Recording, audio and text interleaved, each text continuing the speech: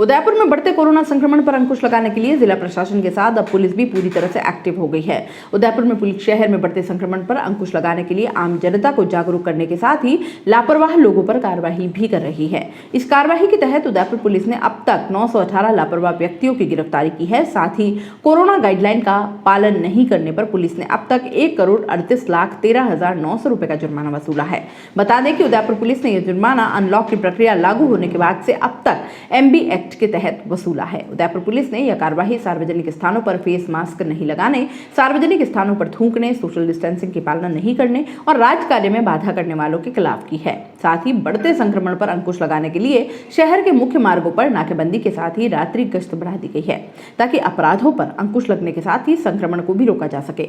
Udaipur police अधीक्षक doctor Rajeev Pachar ने बताया कि कोरोना संक्रमण के इस दौर में पुलिस आम जनता को जागरूक करने के साथ ही समझाने का भी प्रयास कर रही है। बावजूद इसके अभी कुछ लोग कोरोना गाइडलाइन की पालना नहीं कर रहे हैं। इससे उनकी जान के साथ ही आम जनता को भी जान का खतरा है। ऐसे में लापरवाह लोगों के खिलाफ उदयपुर पुलिस लगातार कार्रवाई कर रही है। और यहाँ रुकेंगे एक छोटे से ब्रेक के लिए। ब्रेक के बाद जल्द हाजिर होंगे।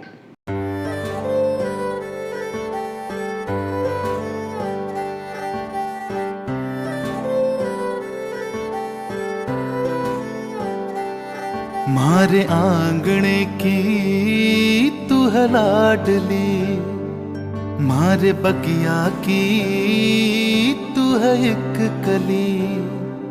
मारे आंगणे की तू है लाडली, मारे बगिया की तू है एक कली। जद छोड़ के तू जाएगी हमें लाडो, याद तेरी घनी आएगी।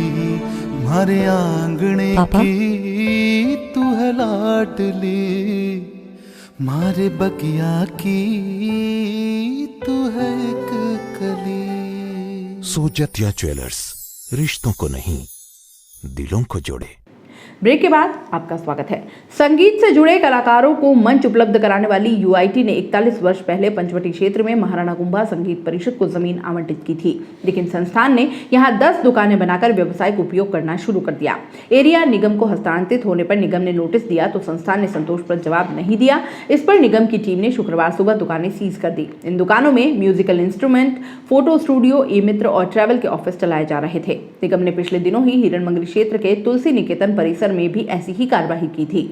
अधिकारियों ने बताया कि UIT ने संस्थान को ऑडिटोरियम और ऑफिस के लिए बिल्डिंग बनाने के लिए 1 मई 1980 में 12,000 रुपए में जमीन आवंटित की थी। इसके बाद 20 फरवरी 1988 को ग्राउंड फ्लोर के सेटबैक को छोड़ते हुए निर्माण स्वीकृति दी गई थी। हम सबने अपने बचपन में एक छोटी सी चिड़िया को घर की छत, रोशनदान और आंगन पर फुदकते हुए देखा है, चहचहाते देखा होगा। वह चंचल सी चिड़िया गौरैया अब कम ही नजर आती है।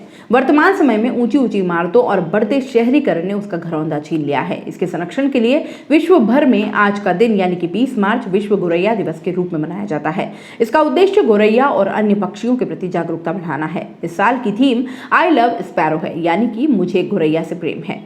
गौरैया कीड़े मकोड़ों को खाकर फसलों से कीटों का प्रकोप कम करती है, वहीं साथ ही ये हमें खतरे से भी सावधान करते हैं। सांप, बिल्ली के पास में आने से आवाज करके सावधान करते हैं।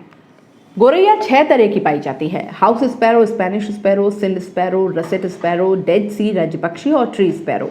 इनमें हाउस स्पैरो को गौरैया कहा जाता है। यह गांव में ज्यादा पाई जाती हैं, वहां इन्हें पर्याप्त संख्या में भोजन मिल जाता है। बुजड़ा स्थित चुंडा पोलो क्लब में विश्व कार्यक्रम होगा। ग्रीन पीपल सोसाइटी की तरफ से जागरूक करने के लिए doctor Satish Sharma, doctor Lalit Joshi presentation देंगे। स्पैरो नेस्ट और पानी के परिंदे का वितरण भी किया जाएगा। मुख्य अतिथि अरुण हसीजा होंगे।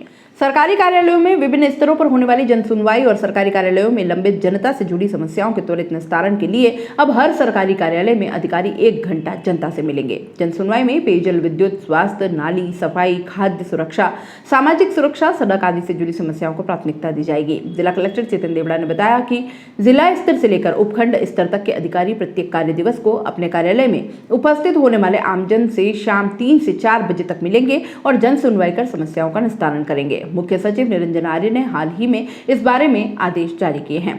आदेश के मुताबिक जिला कलेक्टर एवं जिला पुलिस अधीक्षक प्रत्येक माह जिला स्तरीय जन सुनवाई के अतिरिक्त कम से कम 2 क्लस्टर स्तरीय तथा 2 उपखंड स्तरीय जन सुनवाई कार्यक्रम में भाग लेंगे तथा जिले में जन सुनवाई की मासिक प्रगति रिपोर्ट प्रमुख शासन सचिव जन अभियोग निराकरण विभाग को हर माह भेजेंगे। माह के प्रथम शुक्रवार अथवा उक्त दिवस को अवकाश होने पर अगले कार्य दिवस को जिला कलेक्टर के स्तर पर जिला स्तरीय जन सुनवाई का आयोजन किया जाएगा। जिला मुख्यालय पर पदस्थापित विभागों के संभाग स्तरीय अधिकारीगण भी जिला स्तरीय जन सुनवाई में भाग लेंगे। राज्य स्तर पर प्राप्त परिवेदनाएं जो जिला स्तर पर आवश्यक कार्यवाही हेतु भिजवाई जाती हैं, उनको जन सुनवाई में उचित समाधान करने के लिए सम्मिलित कर निस्तारण किया जाएगा।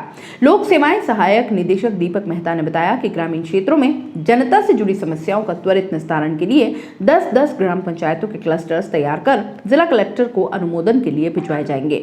संपर्क पोर्टल पर दर्ज ऐसे प्रकरण जो पूर्व में निस्तारित किए जा चुके हैं परंतु संबंधित परिवादी असंतुष्ट हैं तथा संपर्क पोर्टल पर दर्ज ऐसे प्रकरणों में जिनमें एक से अधिक विभागों के स्तर से समाधान किया जाता हो, उनको जन सुनवाई में सम्मिलित करते हुए विशेष संवेदनशीलता रखते हुए निस्तारित किए जाने के आदेश दिए गए हैं।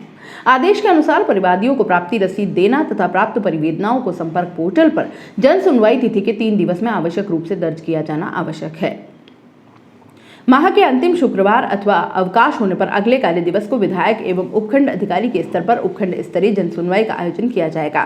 प्रत्येक जन सुनवाई कार्यक्रम में जिला कलेक्टर द्वारा वरिष्ठ अधिकारी को नोडल अधिकारी नियुक्त किया गया है। जन सुनवाई कार्यक्रमों में प्रस्तुत होने वाले विकास कार्यों से संबंधित प्रार्थना पत्रों को पृथक से दर्ज किया जाकर उपखंड अधिकारी व विकास अधिकारी द्वारा टिप्पणी सहित संबंधित जिला कलेक्टर को एवं जिला कलेक्टर द्वारा अपनी टिप्पणी सहित संभागीय आयुक्त को प्रेषित किया जाएगा। उदयपुर पोस्ट में फिलहाल इतना ही। दीजिए इजाजत, नमस्कार। सीबीसी न्यूज राजस्थान की यह खबर आपको कैसी लगी, नीचे कमेंट करके जरूर बताएं। अगर आप YouTube पर देख रहे हैं तो सीबीसी न्यूज का चैनल सब्सक्राइब करिए, पास में दिख रहे बेल आइकन को भी दबाइए ताकि जब भी हम आपके लिए कोई खबर, कोई जानकारी लेकर आए तो सबसे पहले आपके पास नोटिफिकेशन पहुंचे। अगर आप फेसबुक पर देख रहे हैं तो सीबीसी न्यूज का पेज लाइक करिए। अगर आप इंस्टाग्राम पर देख रहे हैं तो आप हमें फॉलो कर सकते हैं।